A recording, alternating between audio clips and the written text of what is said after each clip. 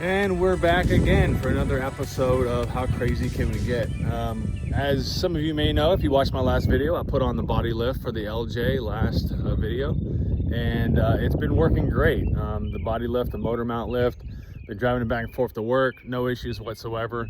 It's been working fine, no rattles, no squeaks, no shifting. It's been good. I like the way the Jeep stands. So today we're going to do things a little bit different. We're going to pull the gas tank.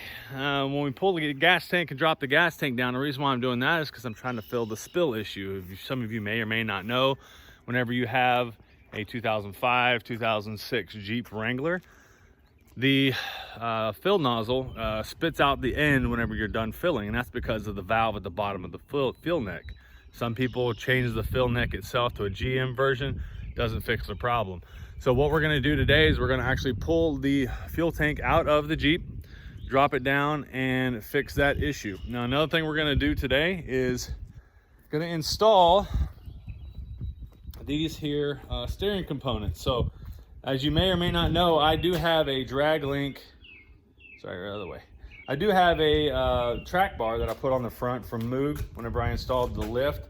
So what I'm gonna install today, hopefully I'll get to it today, is the drag link and the trailing, or the tie rod end for the front of the Jeep. Now they're a little bit more significant and substantial in size compared to the stock ones, and it'll match the track bar thickness as well. So we're gonna install those today. First we gotta get the cars moved around and get the Jeep pulled into the garage, because it doesn't live there. The Roush lives in the garage.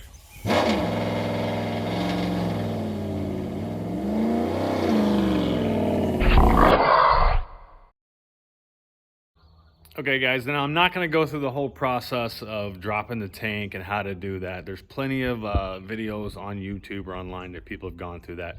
Main thing you wanna know is whenever you go to drop the tank, you wanna reduce the pressure in the lines. Okay, so you wanna pull a fuse. You wanna disconnect your fuel filler neck as well. And we've already done that in the last video I showed you. And then you also wanna unclip your electrical for your pump, and then your main fuel line and your vent lines. If you want to know how to do that, look around on YouTube. There's plenty of videos, so I'm not going to get to that.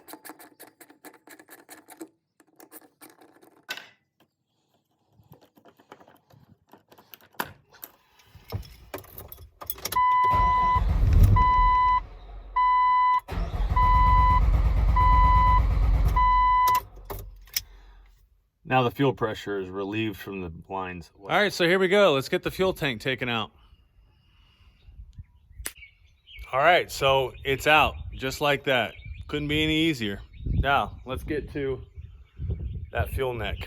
Okay, so the issue we're having here is the fuel neck. So when you put fuel in, it comes in just fine, but as it gets full, the tank gets full, it's supposed to stop fuel from coming up the neck. It doesn't. So whenever you're fueling and you're finished, fuel ends up spilling out the neck. So to get to that though, we can't just pop this off and reach it right here. We got to get to it from inside the tank, which is why you need to take your fuel all the way down to 0 fuel.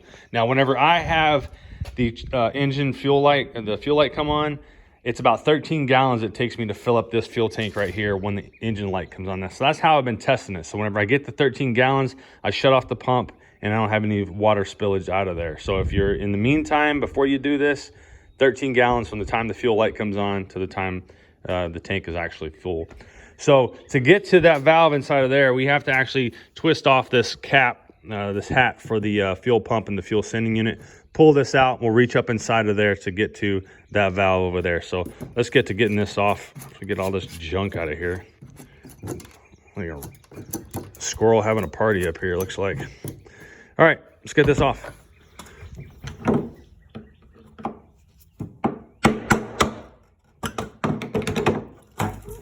Like that, and it pops up. Be very careful not to get any of this junk down inside of your tank. So we're gonna lift this straight up and out of the way. A little bit of fuel left in here. I thought I ran this down to pretty darn low, but apparently there's still some fuel in there. So let all that drain out. Now we got to reach inside of here and get to the valve on the other end. So let's see if we can do that.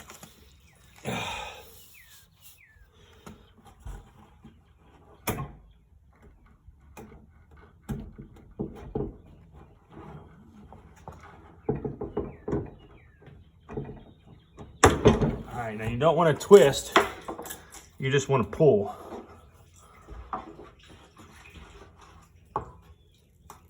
So the way that this orientates itself inside of this piece here, you can see, and that's what's causing the issue. That's sticking right there like that. It sticks down there and it should pop right back up, right? So whenever you put fuel in, it comes down, and whenever you're done fueling up the tank, it's supposed to float to the top to shut off this valve right here. And it doesn't do that. As you can see, it gets stuck down there at the bottom like that. Okay, and it's not coming back up. And the reason why that's happening is because if you look on this piece itself, you have these little grooves here and here, right? They stick out, they're not flush with the round piece. So what I'm gonna do, there's also one on the back side. What I'm gonna do is I'm gonna grind these 3 down to where they're flush with this piece and allow this valve to float up and down in the housing, okay? So we're gonna take a little bit of a Dremel. We're just gonna Dremel off those just a little bit, okay? Let's get started.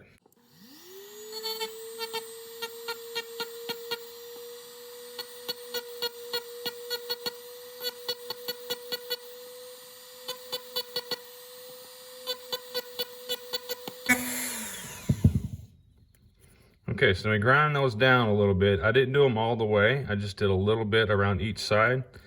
And what that's going to do is it is going to allow it to ride up and down nice and easy in the housing. You can see there. And that right there is all you need to fix your issue. Put this back in is it orientates this way, okay? It does not go this way or however you spin it.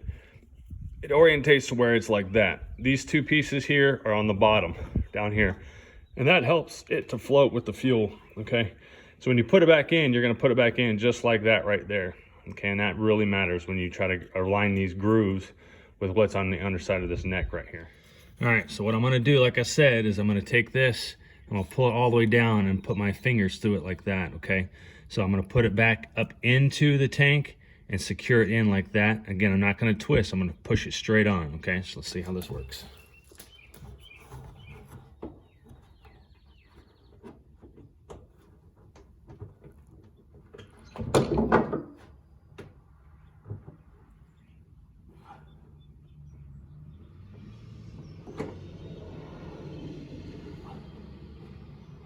Pushed all the way up in there, nice and tight. All right, there we go. It's fixed. Okay guys, there's a wrap on the fuel tank fix. Now, one thing I wanted to mention to you is you want to make sure that you zip tie those vent lines back up there before you get done. And make sure you put your fuel cap and your fuse and all that back in there. But you can see everything's put back where it's supposed to be.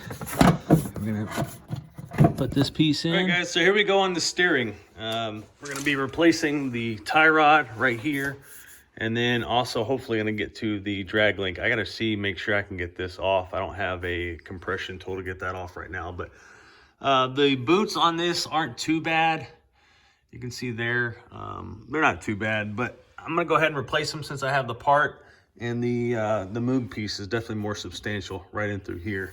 So, and then there's the one up there. So I'm gonna remove all the cotter pins, remove these castle nuts, and get this piece removed. First and foremost, though, I need to mark the front tire here on each side and also the back side of the front tires. And I'm gonna measure both those pieces. So if I mark here on the back side and the front side on both the sides of the tires, then I'll measure these measurements, write them down. That way, whenever I go to reinstall everything, I can make sure my measurements are the same and it won't affect my alignment any. So that's the first thing we're gonna do is mark the tires and measure. And it doesn't really matter where you mark these tires at. All that really matters is that you measure from here to here and mark it down. And make sure they're the same before and after you install the parts. So I've got 61 inches. 61 1/8.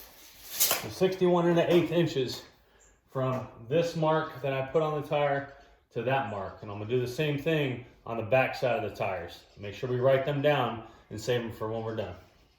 Okay, now what I gotta do is I gotta make sure that the tie rod is the same length as the aftermarket one that I'm using. So I'm gonna measure, I'm gonna make these the same length here. Be about the same there, give or take. And it's about the same length here, but I'm gonna measure them and make sure they're as close as they can be. All right, so there we are. So what I ended up doing was installing the tie rod link. However, the drag link I left stock, and the reason why is because I don't have a pickle fork or any kind of ball joint removal tool to get the drag link off of the pitman arm or off of this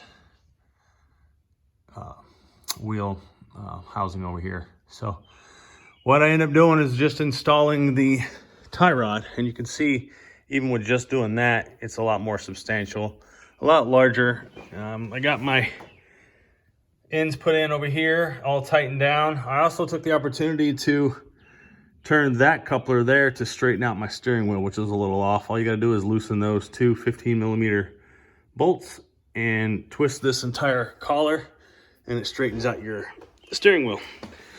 So I got that installed just like that. You see I got the tape on the steering wheel to make sure that it's in the center up there. So now the thing I gotta do is grease the Zerk fittings.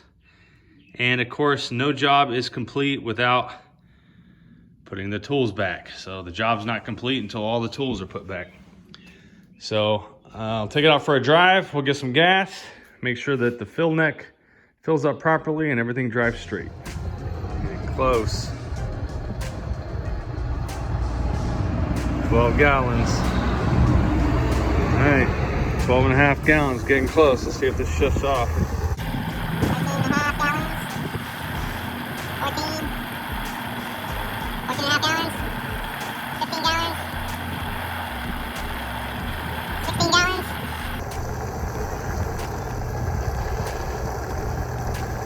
17 gallons. And it shut off without spitting out. Perfect. Nice. All right, so the good news is that I was able to fill up my tank without it spitting out at me, so that's really good. The Jeep's driving fine, it's driving straight. Whenever I put the tie rod in, there's no issues, no knocking. Full tank of gas, ready to roll. All right guys, so that's it, another great install. So if you have any questions on what we did here today, or if you want clarification on anything, just make sure you leave a comment down below. Like this video, it's what keeps the channel alive. Hit that subscribe button, that notification bell, so you know whenever I post new updates and new videos. I think that's about everything I had in the garage to install on this Jeep thus far.